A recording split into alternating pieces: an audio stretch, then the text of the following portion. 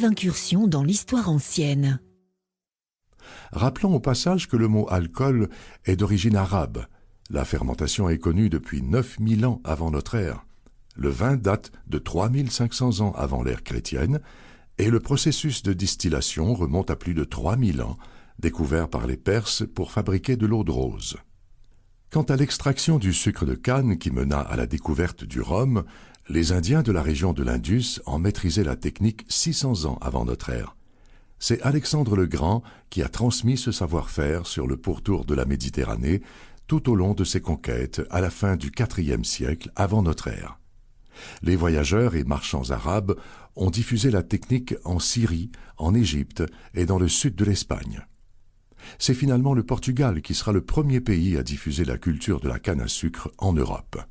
Ils établiront le premier complexe sucrier en Amérique latine en 1532, dans leur colonie de l'époque, le Brésil. Chez les Grecs et les Romains, le sucre était un produit de luxe rare et cher. Pendant toute l'Antiquité, c'est le miel qui servait de sucrant. Le sucre était utilisé avec des mélanges d'épices par les médecins et les apothicaires. Aussi, les mélanges existaient bien avant l'apparition des cocktails que l'on connaît. Dans la Grèce ancienne, aucun symposium digne de ce nom n'aurait servi du vin sans l'avoir coupé d'eau. Au Moyen Âge, on fabriquait l'hypocras, un apéritif à base d'herbes et d'épices, mélangé avec du sucre et de la bière ou du vin.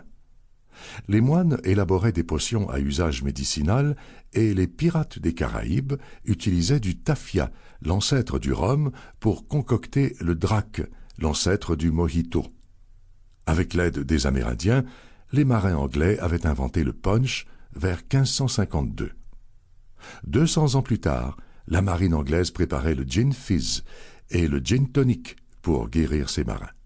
Les mélanges se raffinent au milieu du XIXe siècle avec le vin de Bordeaux et le xérès pour préparer le claret cup et le sherry cobbler. Dans l'Amérique coloniale, on fabriquait le smash, une boisson alcoolisée aromatisée à la menthe, et le shrub, un sirop concentré à base de fruits, de sucre et de vinaigre, originaire de l'Amérique coloniale.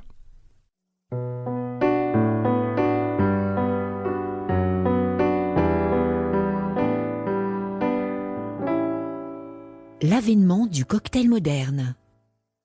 Malgré toutes les spéculations hasardeuses, voire fantaisistes, personne ne connaît la date exacte de la première concoction de cette mixture d'alcool au sens actuel du terme, non plus que son véritable inventeur. Ainsi, la légende voulant qu'Antoine-Amédée Péchaut, un pharmacien de la Nouvelle-Orléans, ait inventé le sazerac original en 1830 est fausse. Le terme cocktail apparaît cependant pour la première fois en 1803 aux États-Unis dans un journal agricole, le Farmer Cabinet, qui le déclarait excellent pour le cerveau, sans autre explication. Sa première définition viendra 3 ans plus tard, en réponse à un lecteur qui, ayant vu le terme cocktail écrit en 2 mots dans un journal, en demandait la signification. Le journaliste lui a fourni la description suivante: une boisson alcoolisée stimulante à base de n'importe quel type de spiritueux, additionné de sucre, d'eau et de bitter, des substances amères. Les substances amères ont d'abord été fabriquées en pharmacie par les apothicaires.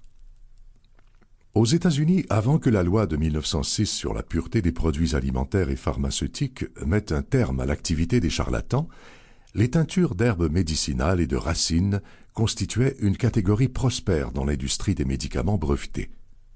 L'ajout de sucre ne suffisant pas à les rendre buvables, on y ajoutait un bouchon de brandy.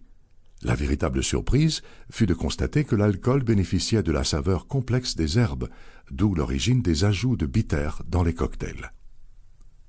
En 1862, Jerry Thomas, le Jupiter de l'Olympe des cocktails, selon David Wondrich, publiait le premier livre de recettes de boissons, dont 10 recettes réservées à cet élixir dont le nombre doublera dans les éditions suivantes.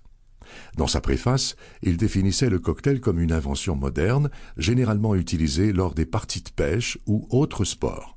De fait, avant le milieu du XIXe siècle, le cocktail était rarement servi derrière un bar. Il était préparé en grande quantité pour apporter en excursion. Une compagnie de Philadelphie